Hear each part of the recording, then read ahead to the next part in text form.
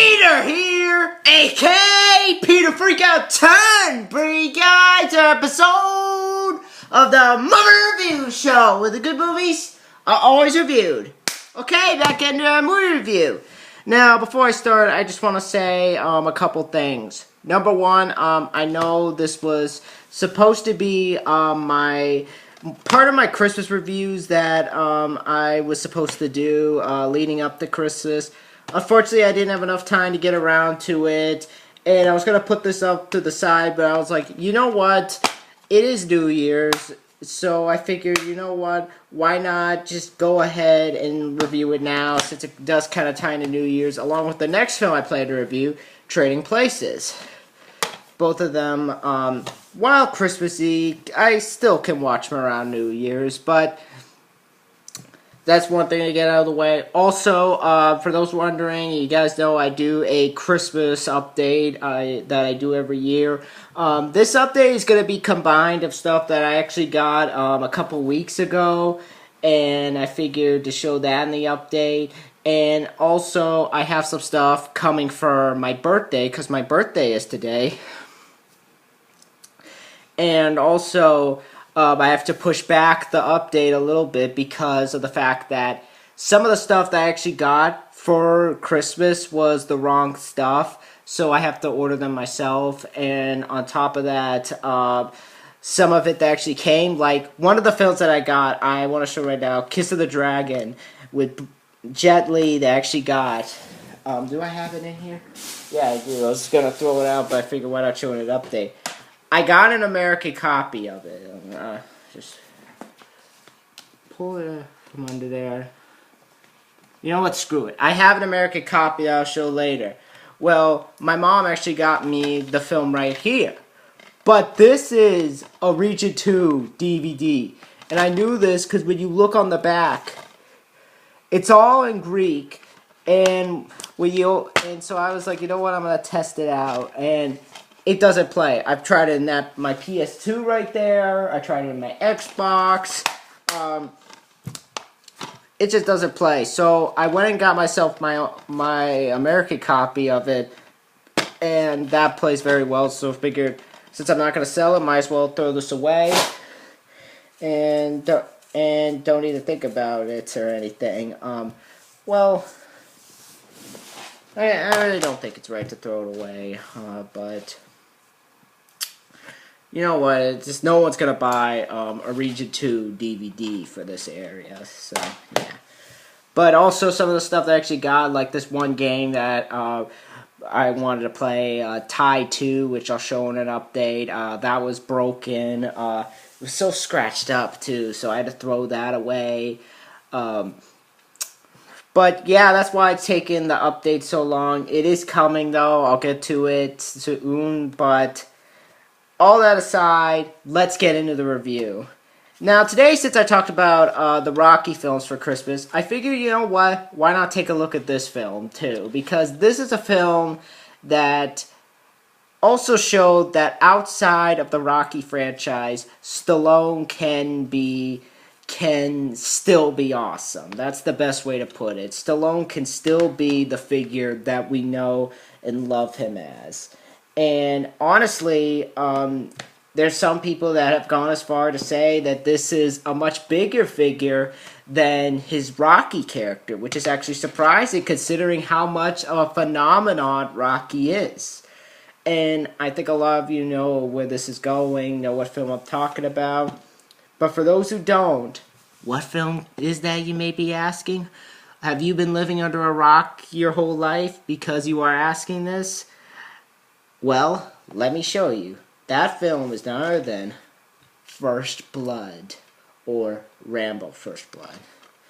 But anyway, First Blood was a film made back in 1982, and this was directed by Ted Kotcheff. Now, Ted Kotcheff, this is a guy who's directed such films as Wake and Fright. He also directed Uncommon Valor, the original Fun with Dick and Jane. He also directed The Shooter, and I am not making this up. This guy also directed Weekend at Bernie's. I am not joking about that. This guy directed Weekend at Bernie's. When I first heard that, I was like, What? The guy who directed Rambo, or First Blood, however you want to call it, Rambo First Blood, because that's what people are calling it now.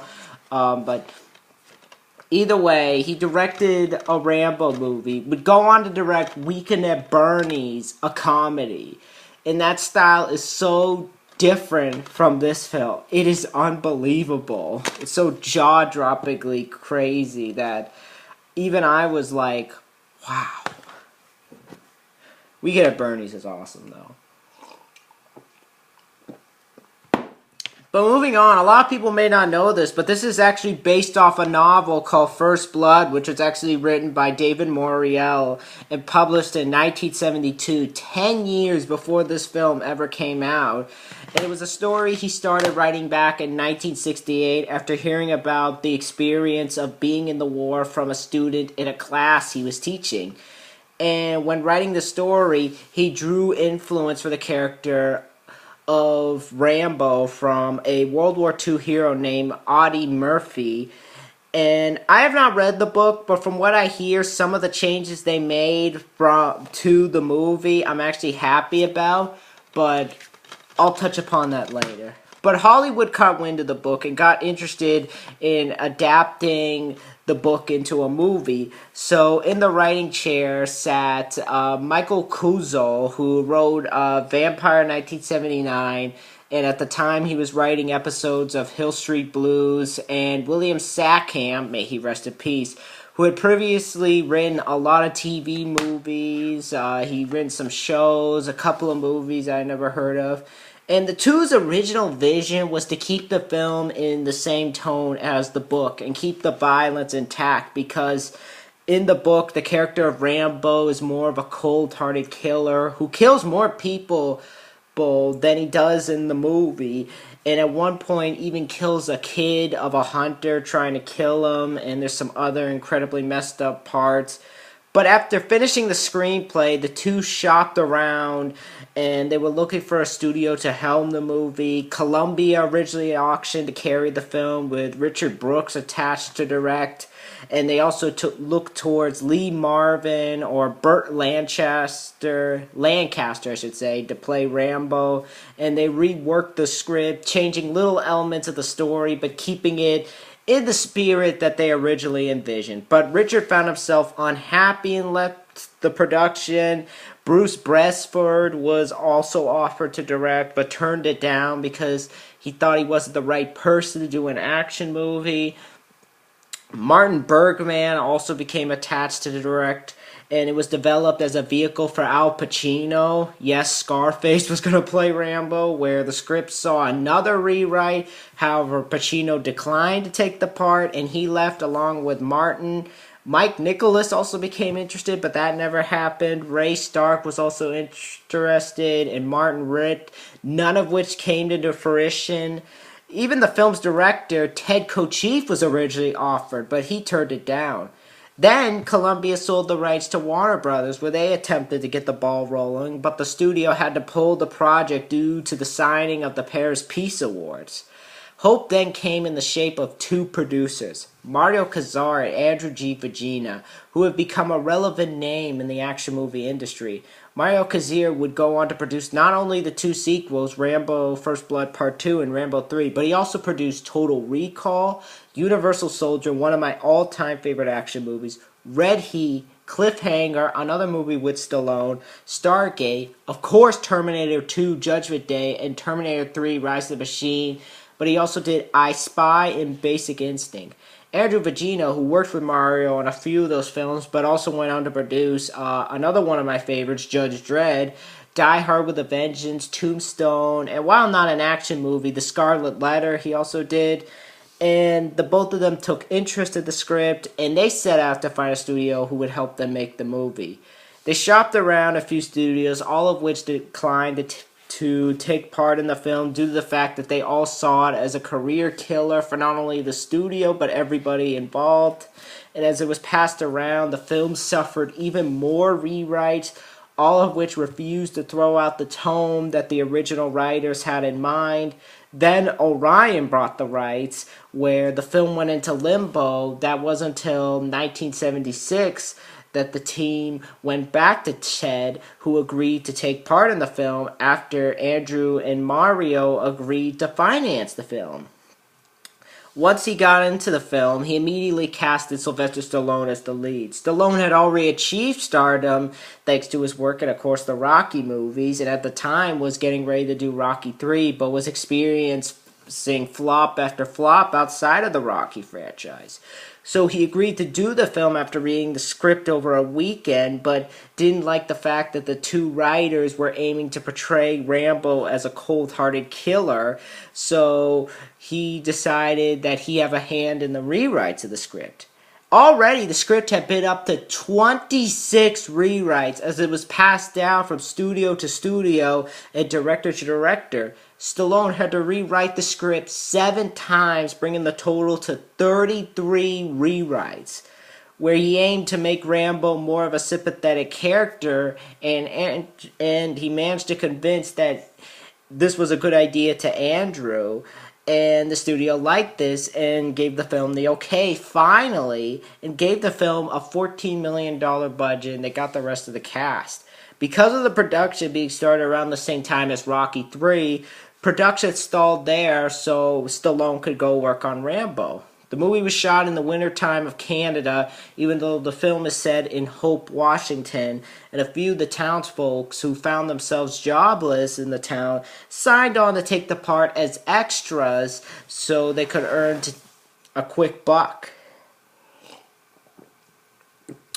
As they were filming, Stallone did most of his own stunts and sustained serious injuries on his ribs and hands. At one point, found himself screaming in pain that they actually left it in the final film.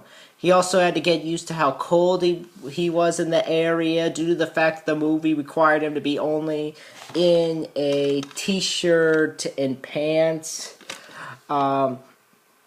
But of course, the movie had found its problems. There was an incident where someone stole some of the imported weapons that they were going to use.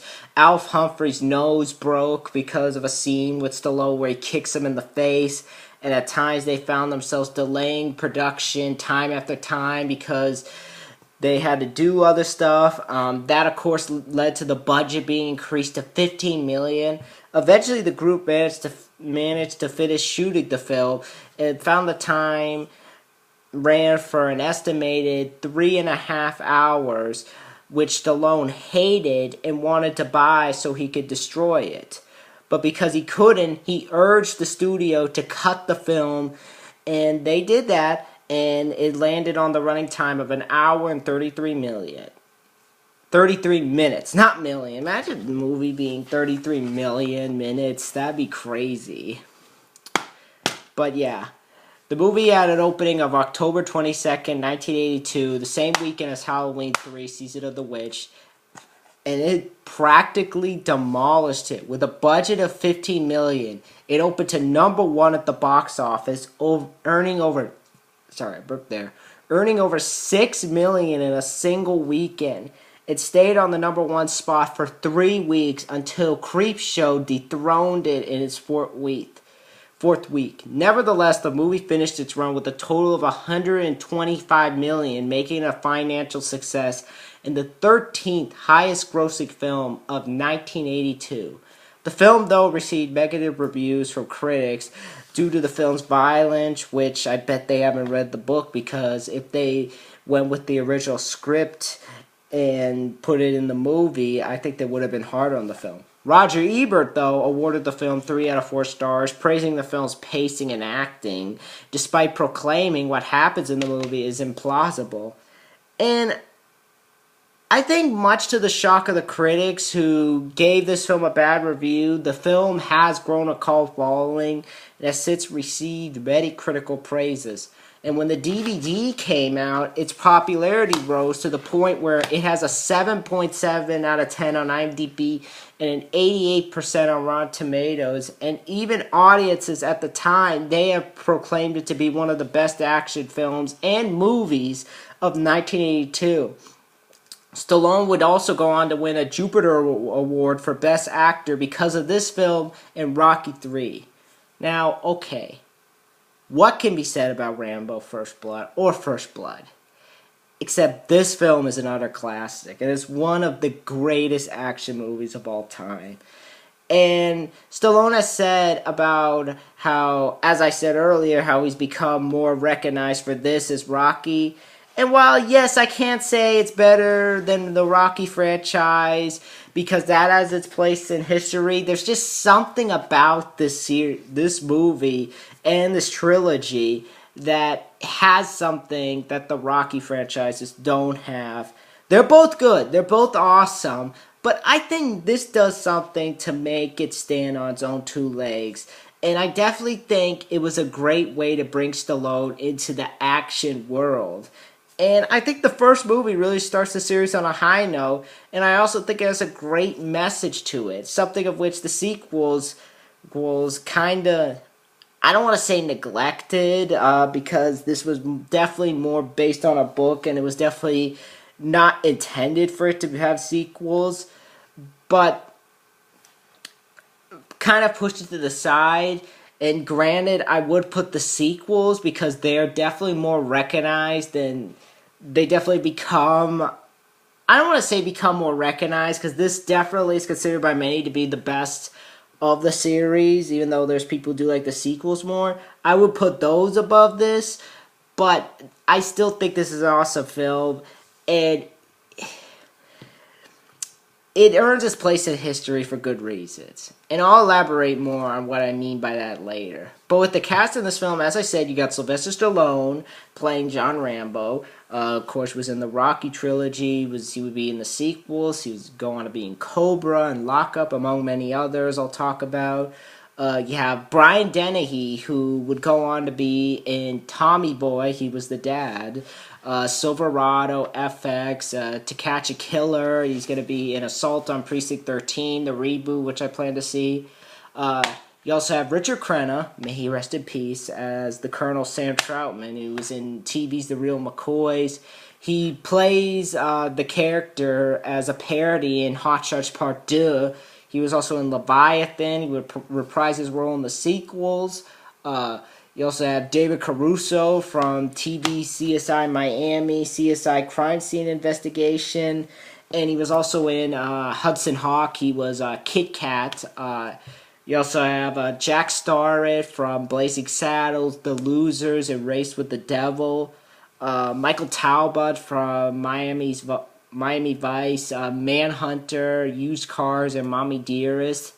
You also got Bill McKinney from Deliverance, The Green Mile, and The Outlaw Josie Wales. You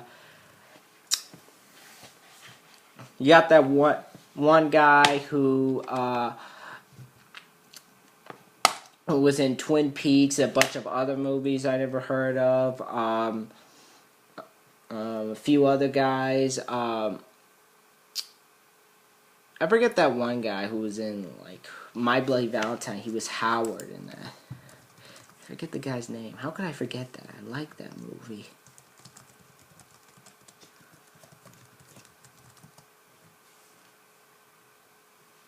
Alf Humphreys, that's who it is. Alf Humphreys is also here.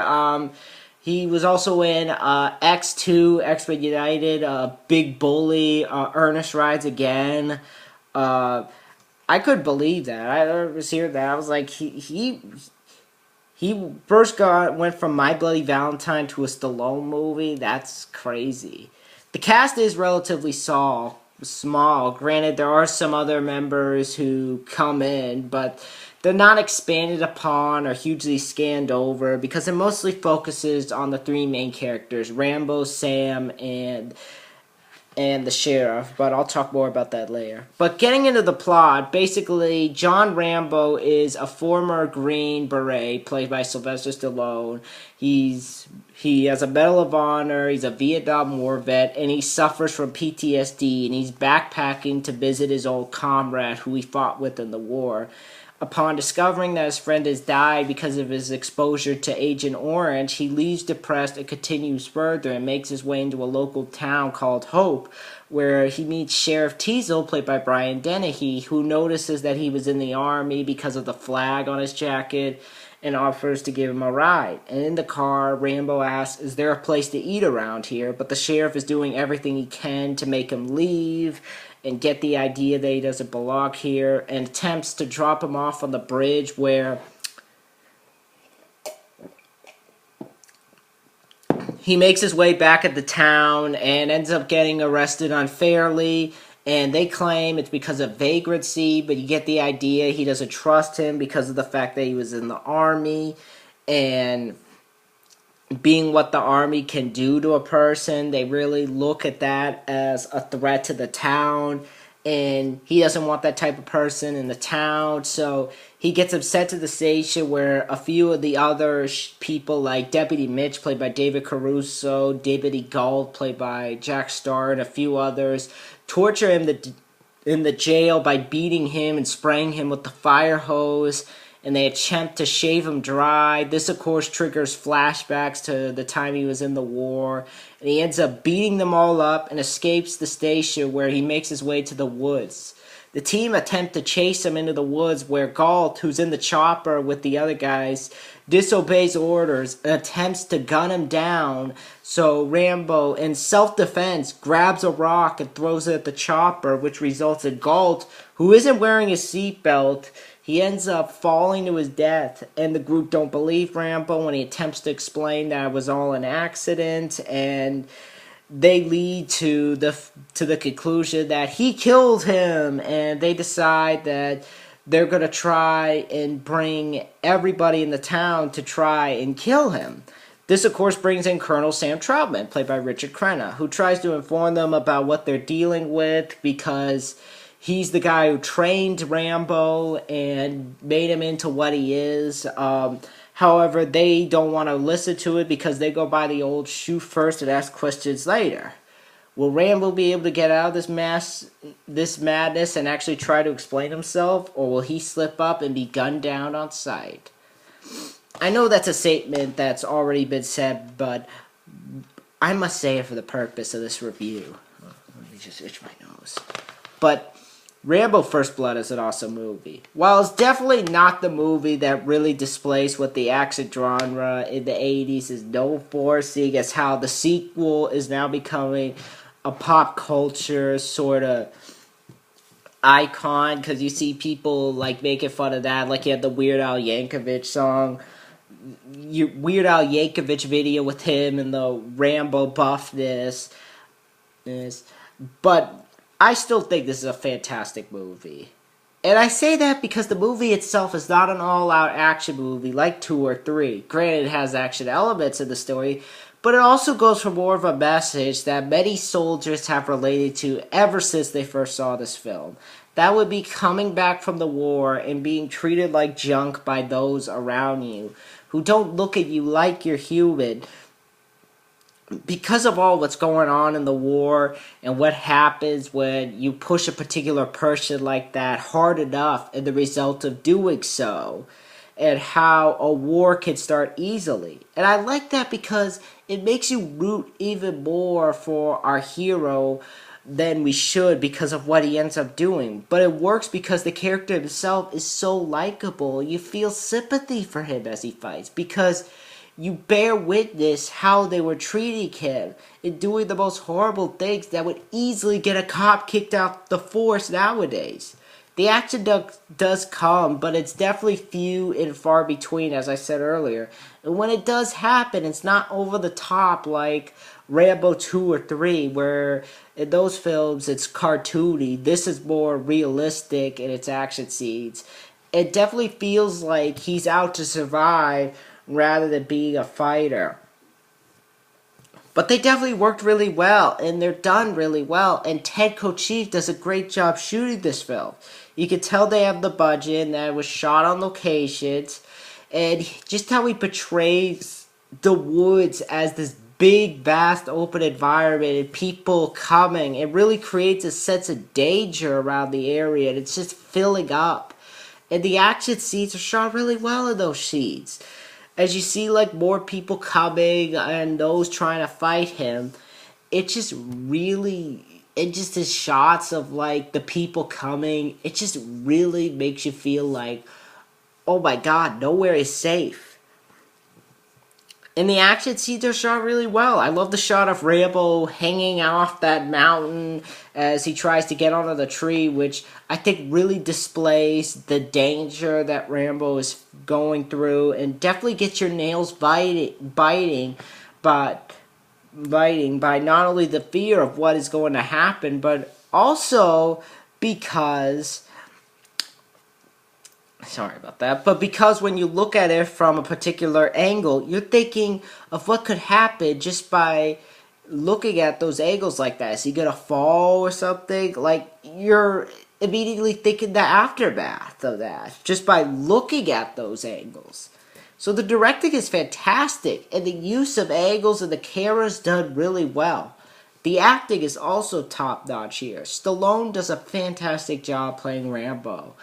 And he speaks very little in the movie, but I think it benefits the character. He's not Rocky. He's playing a completely different character. You could tell there's something wrong with him, but you don't see any anger or wanting for blood. He's just a recovering soldier who has problems. And he isn't out to hurt anybody. And when you see the sheriff and his group pushing him and the PTSD flashbacks he's having, Stallone does a great job giving off this fearing and disturbed side as he relives the memory of being tortured in the woods. And you see him running through the woods trying to figure out what to do. You see him jumping on trees, stitching himself together, experiencing pain. You feel for him. And Stallone does a great job showing him struggle as he tries to fight for his life after they pushed him, which at one point really pushes him, and he decides that he's gonna fight back. It just, considering all what Stallone had to do for like the stunts and whatnot, it really makes it feel all too real what he's going through, and it really adds to the character. I'll talk about like the stunts a little bit later in the effects because I feel that ties into it. And he also gave a threatening feel to the character, like when he has the sheriff pinned up against the tree with the knife to his throat. He gives that speech. I could have killed them all. I could have killed you. In town, you're the law. Out here, it's me. Don't push it, or I'll give you a war you won't believe. Let it go. Let it go. That was awesome. And he does have an emotional side to him. At the end, when he gives that speech to the colonel, which I think easily relates to anybody who's been in the war more or feels the pain of even losing someone. So Stallone just does a great job playing this character. It does a really good job bringing out the scarred side of the character. And when he ends up breaking down to protect himself and really, well, breaking out to protect himself, you understand why. You understand why he's doing it. And when he ends up breaking down, you feel bad for him. You understand why he's so messed up.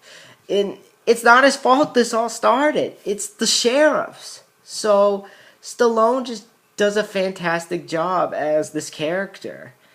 And you also get Brian Dennehy as the sheriff, who is without a shadow of a doubt, and I'm going to say this, one of the biggest assholes in any action film I've ever seen. From the first scene when you see him abusing his powers and taking him to the police station where he allows his team to mistreat this guy who all he wanted was something to eat, just made me hate him even more. And just the scenes of him trying to track down Rambo just because he came back into town. He doesn't trust anybody from the war. It doesn't bother to hear his side about why his friend is dead. Really makes you hate him. And even when this all starts up and the team that he's with becomes so scared of him, he's like, come on, it's one guy. It shows how much of a jerk he is. It stems back to the way he treats the group and just how much of a jerk with him, especially when this other Dennehy comes in and he's like, let me take it from here, and he mouths him off. Those scenes, Brian gives him this whole F you attitude that I think he delivers perfectly. It really makes you hate him. It really gives this whole my way or the highway attitude that I really feel makes me hate this character, I should say. And you get that, yeah, he's doing his job, but at the same time, he's abusing his power, causing more problems. Either way, Brian Dennehy just does a great job with this character. Richard Crenna is a phenomenal actor, and here I think he was the perfect choice for this role. Because just the image when you first see him in that general outfit, when he says, "God didn't make Rambo, I made him." You see a general, and he embodies that character perfectly. And I like his interaction with the group, because you see he's the only sane one that you find out trained Rambo into what he is, like I said earlier. You also get the idea that he kind of is a father figure to him. And I love this character because I don't know how to put it. I really don't know how to put it. I don't want to say, because one person said earlier, like, you kind of don't know if he's a good or bad side. I saw him more as a good guy, just trying to calm Rambo down. And I like that sort of father-son relationship he shows. And just, it makes that final scene between the two show like the interaction that they have and what it's been building up to, and just how bottled up how he's had that emotion in him. And when he breaks down with Richard Crenna, it's the right person to break down to, and I just feel it displays the relationship perfectly between the two. And just how Richard displays that he's listening to him through his face, and how he comforts Rambo. I gotta say this, really brought tears to my eyes, I'll be honest. He also has a bit of sense of humor to the character, like when he's explaining how dangerous Rambo is to the sheriff. You don't want to seem to accept the fact that you're dealing with an expert in guerrilla warfare, with a man who's the best, with guns, with knives, with his bare hands, a man who's been trained to ignore pain, to ignore weather, to live off the land, to eat things that would make a billy goat puke. In Vietnam, his job was to dispose of enemy personnel, and to kill, period. Win by adoration. Well, Rambo was the best. And of course, he doesn't believe it, tries to say, we got 22 men out there, and he's like, with that much men, you're forgetting one thing. He's like, what's that? A good supply of body bags. Richard Crenna just owns this character. It's sad that he died. I would have loved to see him do this character one last time, but Richard Crenna just did a great job portraying the only character who's trying to fix the situation in a way that doesn't include violence. The other cast members are really short of character development, and because they aren't given much to do, rather than to be there to hunt Rambo, well, but they all did fine. They're really not worth examining over, because they all have little screen time to really establish character, which is one of my complaints with the film, that character development really feels non-existent with the characters. Like, you get that they're jerks, and you find that that they're getting killed, but at the same time, I would like to get a reason why they're all so jerky. I would have liked that a little bit more. In fact, David Caruso is one of the few who doesn't have an arc, because he doesn't agree with what's going on, why they're torturing him. But it goes completely nowhere, because immediately after he's injured, after that he's out of the picture. You're stuck with these characters who have the characteristics of Hicks. And I don't know if it was like that in the book. I haven't read the book, as I said, so I don't know. But still. But moving on. Other than that, besides that whole thing, the action of this film is fantastic. They're shot really well, like I said earlier. I like the fact that in the movie, he's using the woods to his advantage. At one point, you see him setting up traps around the forest, like the one trap with the spears and the sharp spikes that go through the guy, and the really disturbing part, or how he ties that one guy up by the neck on the tree. Really good effects of that part. It surprises me no one got killed in those parts behind the scenes. Or later on in the part with the truck when he drives over those police cars, that was awesome. You got real cars and a truck being driven over them. Also real fire when he comes back into town and he blows up the gas station and shoots up the town. That was awesome. Real gun. Well, I wouldn't say real guns. Yeah, real guns. being shot up, real explosions. It just looks awesome. It's not a full-blown explosion fest like the sequels, which are definitely more violent. Granted, this is violent, but the violence is more subtle and more down-to-earth than how it is in the sequels. But it's still violent enough to the satisfaction of me and the viewers. And as I said earlier, just the fact that Stallone did most of his own stunts where he was willing to jump into a pond of cold water just shows how committed he was to this film. I'm surprised he didn't get sick from jumping in that pond at the time of winter. In fact, the only point where he got hurt was the part with the branch. When he's sliding down, he hurt his ribs. And it looks so painful. When you see him screaming, that reaction was genuine because he actually got hurt. It's just learning that they agreed to leave that in there makes you really feel for the character, and it makes his reaction genuine. Because to me, it's hard to act like you're in pain. Because being in pain is a hard feeling to feel. It isn't like anger or happiness, where you can easily get it on you. It's something you don't want to feel. And to act like you're feeling it is probably the hardest thing to do. And the fact that you actually seeing him in pain and screaming, to me, goes beyond action. He does it perfectly. There's other scenes where you watch in shock that Stallone would go as far to do a crazy stunt, but that just goes to show how committed he was. So yeah, this movie definitely has a lot going for it. Definitely has great emotion, great action to it. That I think Stallone carries over from working at his time on the Rocky movies. And it's definitely a great way to start a new franchise. In terms of con, I already said one of them. That's because some of the characters aren't distinguished enough and are quickly out of the picture. And honestly, that's my only problem I found watching this movie. So when it comes down to it, Rambo First Blood, or First Blood, however you want to call it, is a classic. It definitely breaks Stallone out of his Rocky image. And he gives us a new character that we can root for and love. So yeah, if you have not seen Rambo First Blood, if you like the Rocky movies, I highly recommend First Blood. It's a classic. Definitely one you ought to check out. So, when it comes time to rate this, I give Rambo First Blood or First Blood a 9.2 out of 10. And it deserves it.